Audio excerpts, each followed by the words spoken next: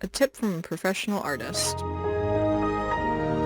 Hi, I'm Maddie. I went to school for animation, and creative-wise, I've had my fingers in a lot of pies since graduating. I table at conventions, I've done some freelance work, and I'm currently working on the next big part of my magical girl visual novel, Scene Reapers. I pondered what advice I could possibly give for artists. I had a few ideas, but gravitated towards something I think would have helped my past self out so much. You, gotta go outside to be a good artist? What the deuce?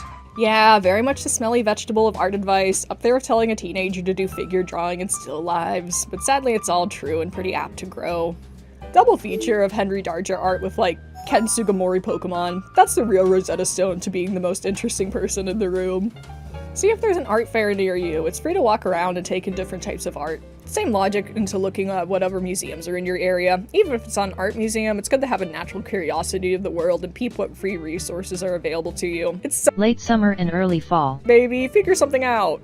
I do a lot of solo adventures on a small budget. Fellow introverted souls, fear not. I'm not saying to go out and yap. I've tried talking to strangers a bit more, but I've had just as many good experiences where I kept to myself. I think just sticking to your bubble of interest can be pretty limiting. Opening yourself up to different kinds of arts and mediums can give you a wide breadth of knowledge and resources to pull from.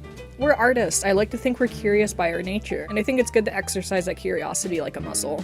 One of my professors in college, real cool guy, was a stop motion professor that somehow got roped into teaching figure drawing classes.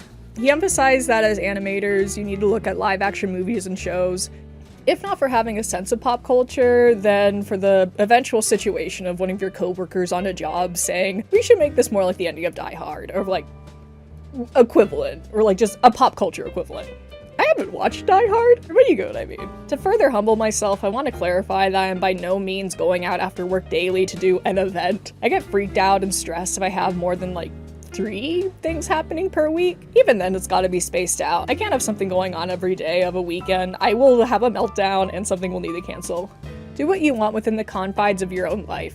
I don't know you. See if there's a local micro-cinema in your area to peep weird movies at. See what free events your library hosts. Bring a sketchbook to a cafe and just keep an ear out for people being people and being weird or funny and get endeared.